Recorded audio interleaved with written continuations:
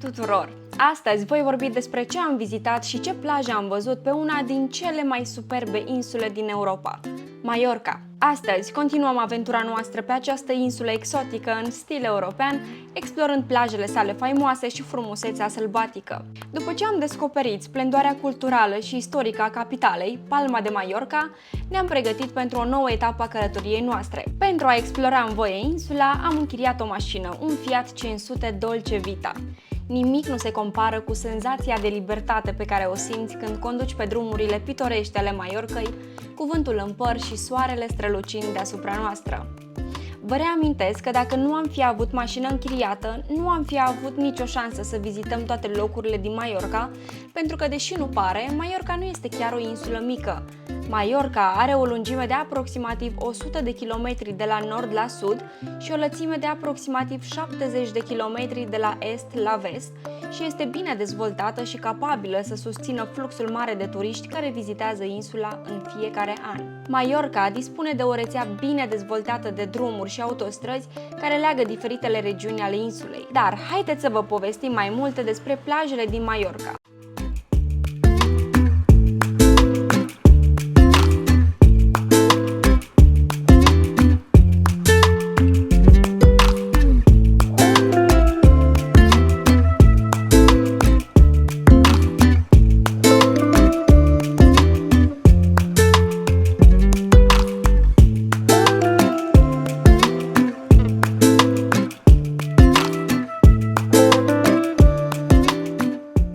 În cele 5 zile pe care le-am petrecut aici, am avut privilegiul de a explora o selecție de plaje spectaculoase. Nu am mers peste tot pe unde ne-am dorit, pentru că nu am avut suficient timp, așa că am vizitat după cum urmează de la est la vest. Am început cu cele mai cunoscute și populare plaje, cum ar fi S'Arenal și Magaluf, dar am fost curioși să descoperim partea mai sălbatică a insulei, așa că ne-am aventurat spre plajele izolate și ascunse, precum Calapi sau Cala Meschida. Aici ne-am pierdut în priveliștea uimitoare a apelor cristaline și ne-am bucurat de un contact direct cu natura în forma ei cea mai pură. Așa cum puteți observa, Mallorca este o insulă de poveste, unde exoticul și frumusețea naturală se întâlnesc cu farmecul și confortul european. Prima plajă pe care am vizitat-o, Cala Millor. Cala Millor este una dintre cele mai lungi plaje din Mallorca, oferind suficient spațiu pentru a te relaxa și a te bucura de soare. Noi am fost cazați chiar aici, la un hotel pe plajă. Am pus link în descrierea primului video din Mallorca și o să-l las și aici. Plaja este perfectă și pentru familiile cu copii, deoarece adâncimea apei crește treptat, oferind un mediu sigur pentru cei mici. Pe lângă frumusețea peisajului, Cala Millor este înconjurată de o mulțime de baruri, restaurante și magazine, dar și foarte multe hoteluri care aveau bar deschis, iar la fiecare bar era ori un stand-up comedy, ori karaoke, ori dansuri, ori concerte tematice. Într-una din seri, noi am prins concert în memoria Michael Jackson și toată lumea a fost în delir.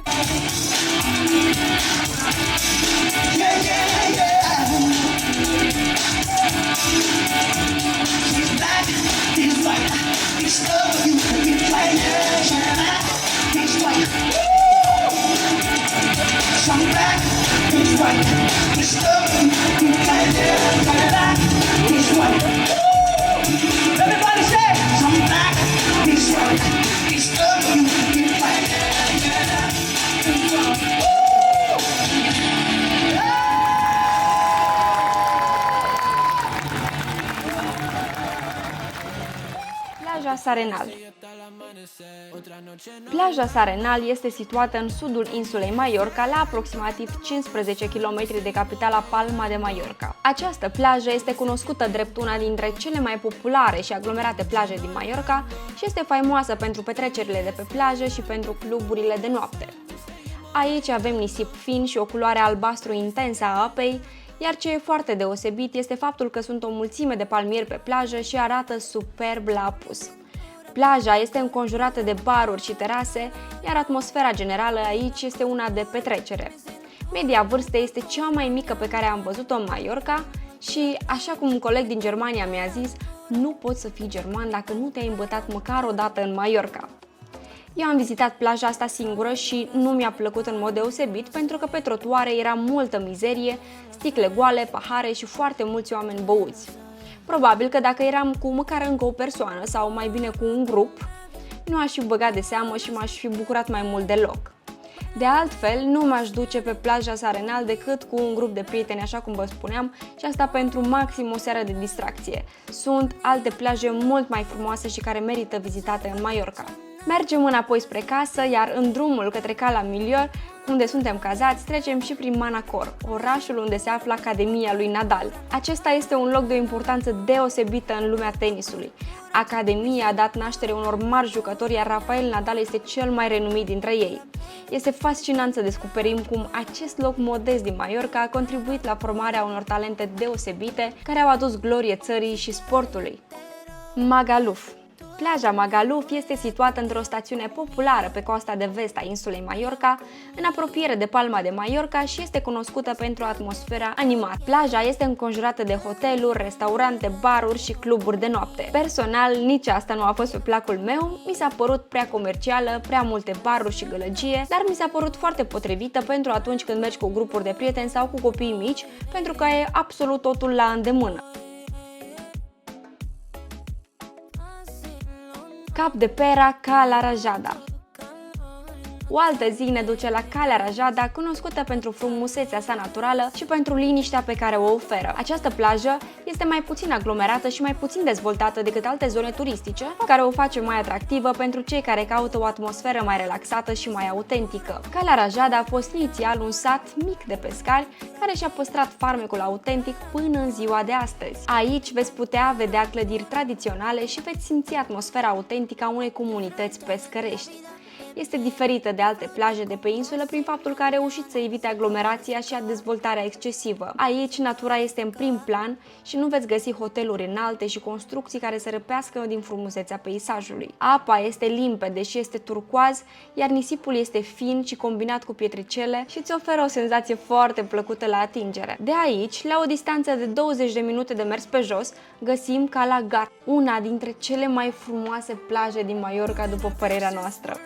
Cala Gat este o plajă foarte mică și pitorească și se află într-un mic golf, ascunsă între stânci și înconjurată de vegetație. Priveliștea este desprinsă dintr-un peisaj de poveste.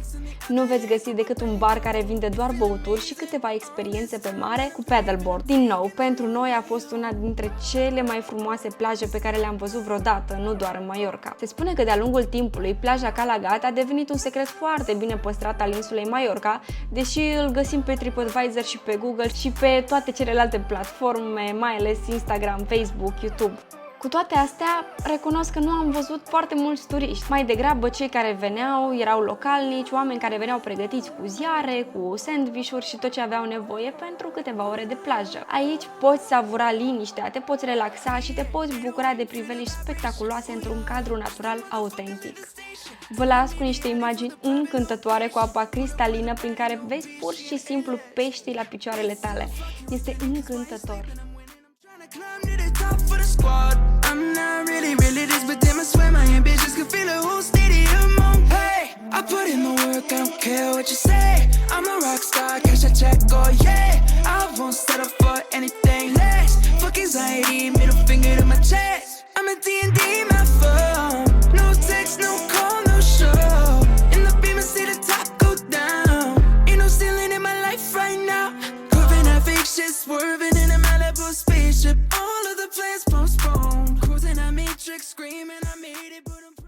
Dacă nu v-ați săturat de plaje frumoase din Mallorca, mergem către Cap de Pera, Cala Mesquida.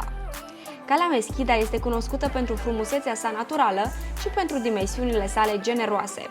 Este una dintre cele mai mari plaje de pe coasta de nord a Mallorcei și oferă o atmosferă mai puțin aglomerată și mai liniștită decât alte plaje mai cunoscute. Specificul plajei Cap de Pera, Cala Mesquida, constă în frumusețea peisajului său sălbatic și autentic. Aici veți găsi nisip fin și alb, ape cristaline și dune de nisip. Vegetația luxuriantă și pădurile de pini care o înconjoară adaugă un farmec aparte, oferindu-ți o oază de liniște și relaxare în mijlocul naturii. Noi am găsit aici doar 2 restaurante care țin de același hotel, Și vă recomandăm să fiți mâncați când ajungeți, pentru că s-ar putea să îi prindeți pe spaniol la siesta, așa cum am făcut-o și noi. Din nou vă spun, chiar dacă mă repet, aceste locuri pe care vi le-am arătat sunt atât de retrase și nu este nimic prin apropiere de unde să iei un suc, o apă, ceva de mâncare. De obicei, este bine să mergi pregătit când vrei să explorezi plajele. Noi am împărțit o pizza destul de tristă sau în alte cazuri am mâncat doar seara. Data viitoare mergem cu sandvișurile după noi.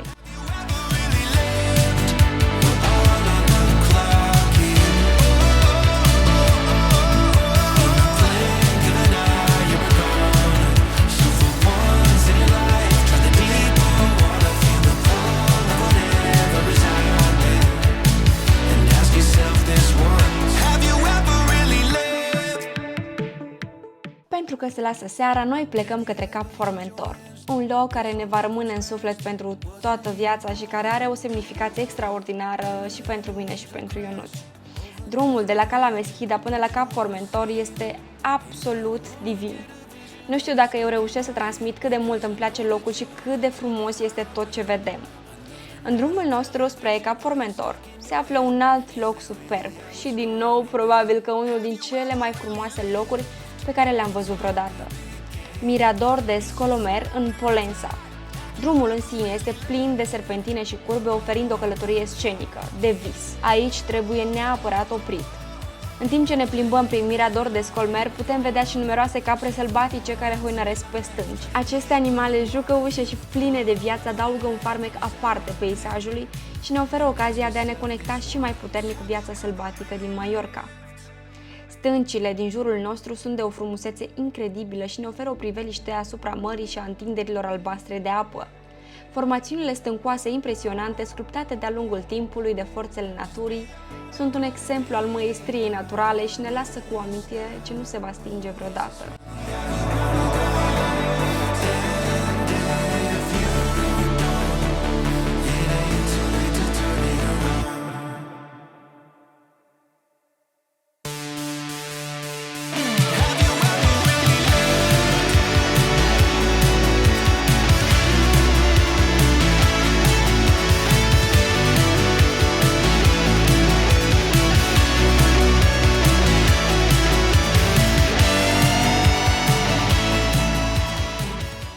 Ajungem la Cap Formentor, unul dintre cele mai impresionante locuri de pe insula Mallorca.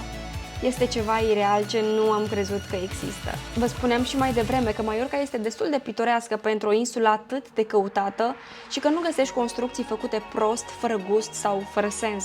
Vă spun sincer că mergând către Cap Formentor, tot spuneam că nu-mi vine să cred cum autoritățile nu au lăsat pe atât de multă suprafață să se construiască hoteluri, atracții și alte cele. Și pe lângă asta, atât de mult apreciez autoritățile spaniole, pentru că atunci când am ajuns la Cap Formentor a trebuit să lăsăm mașina într-o parcare și de la parcarea respectivă am luat un bus care ne-a dus până la Cap Formentor. Avantajele? Păi drumul fiind îngust și în serpentine fluidizează traficul. Pe acolo merg doar șoferii profesioniști care duc și aduc turiști. Nu găsești mașini parcate pe marginea drumului, nu găsești șoferi nervoși care claxonează în cozi. Nimic. Ești doar tu și natura. Bine, și șoferul de autobuz. Se pune un accent deosebit pe turism și pe calitatea acestuia. Dar revenind la frumusețea acestui loc, pe care nu vreau să-l umbresc nicio secundă, vă spun că este un spectacol impresionant care ne umple inimile de bucurie și admirație. Cap Formentor este locul ideal pentru a te relaxa și a te conecta cu natura într-un mod profund. Se spune că aici sunt cele mai frumoase apusuri de pe insulă și din punctul nostru de vedere chiar așa și este.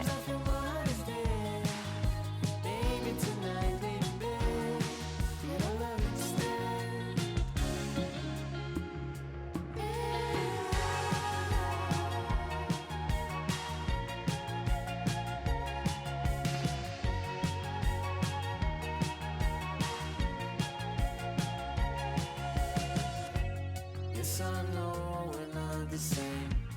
I'm so tired of playing games. You don't have to be so hard. O altă zi ne duce într-un alt loc minunat, Sacalobra. Tell me your dreams, the things you like. What turns you off, what makes Drumul către Sacalobra ne oferă ocazia de a descoperi peisaje uimitoare și de a explora alte locuri fascinante. Pe drum facem o oprire în pitorescul orășel Selva pentru a lua prânzul la restaurant Asador Foc Icaliu, un loc pe care îl recomandăm cu căldură. Am mâncat o paella extraordinară, dacă aveți cum să includeți restaurantul acesta în traseul vostru, să o faceți pentru că nu veți regreta. Sacalobra se remarcă prin frumusețea sa naturală impresionantă. Plaja este înconjurată de stânci impunătoare și ape cristaline, creând un peisaj deosebit. Drumul către Sacalobra este la fel de fascinant ca destinația în sine. Serpentinele și curbele spectaculoase ne conduc prin peisaje panoramice uimitoare. Există și câteva miradoruri de-a lungul traseului de unde se poate admira Marea Albastră și stâncile sculptate atât de frumos de timp. În zonă sunt și multe peșteri care merită vizitate. Apa aici, în Sacalobra, este diferită față de celelalte plaje. Aici marea este verde, verde smarald și albastru intens.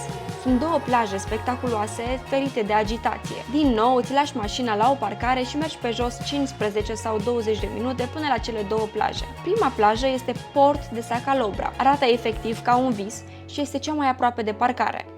Cea de-a doua plajă se numește Torrent de Paris și ca să ajungi la ea trebuie să mergi printr-un tunel săpat în munți. Tunelul este iluminat, ca de obicei autoritățile se gândesc cum să-i mulțumească și să le fie ușor turiștilor. Nu trebuie să plătești nimic, în afară de parcare, desigur, ca să te bucuri de aceste locuri incredibile. Through the fields, you had flowers in your hand. We were all chasing phantoms. Baby, you would hold them still and I grab on. Yeah. Well, if you're scared of the dark, let the rundown street lights be your stars. And then picture swings in the park, and I'll swing with you. Sing it, sing it with me. Sing it with me. And we'll go howling at the moon. It's no use living if you're already dead. It's not worth saying if it's already said. Even if it all goes over your head, believe it if you want to. So keep your eyes on the road and your head in the stars. Follow it down the rabbit hole just a little while longer. You can change anything if you want to. Sing it like ooh, if you want to.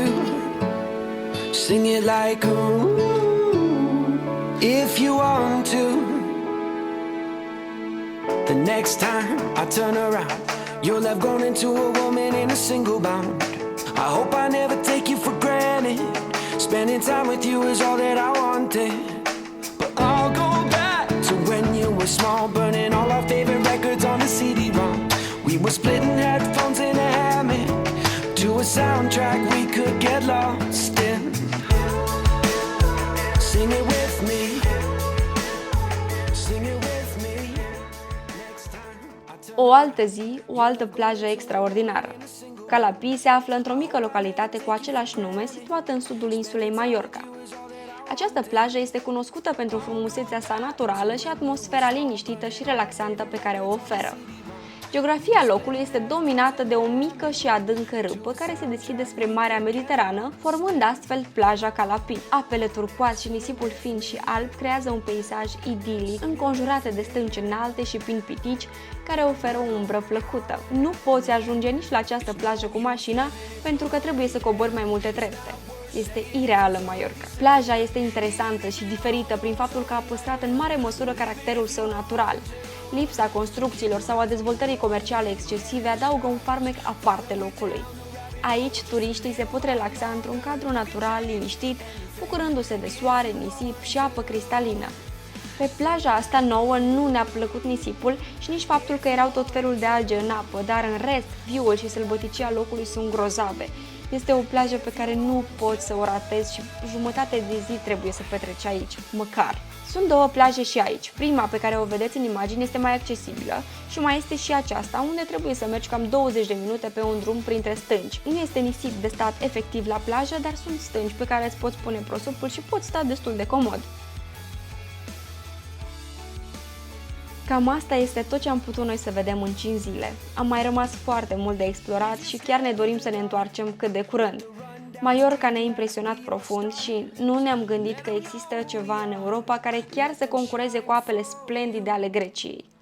Mallorca a reușit să păstreze autenticitatea și să ofere o varietate impresionantă de plaje și peisaje spectaculoase. În plus, așa cum vă spuneam, am fost impresionați de modul în care autoritățile spaniole iau în considerare și respectă turiștii. Am apreciat amabilitatea și claritatea în comunicare care ne-au amintit de ospitalitatea japoneză. Această atitudine față de turiști ne-a făcut să ne simțim bineveniți și în siguranță în timpul șederii noastre în Mallorca. Nu putem încheia acest video despre Mallorca fel decât prin a vă spune că pe noi ne-a cucerit iremediabil și că am adus acasă experiențele pe care am vrea să le repetăm la nesfârșit, iar pentru noi Mallorca înseamnă și o nouă etapă în viață. Sperăm că v-a plăcut videoul și dacă v-a plăcut lăsați-ne un comentariu. Până una alta, ne auzim data viitoare!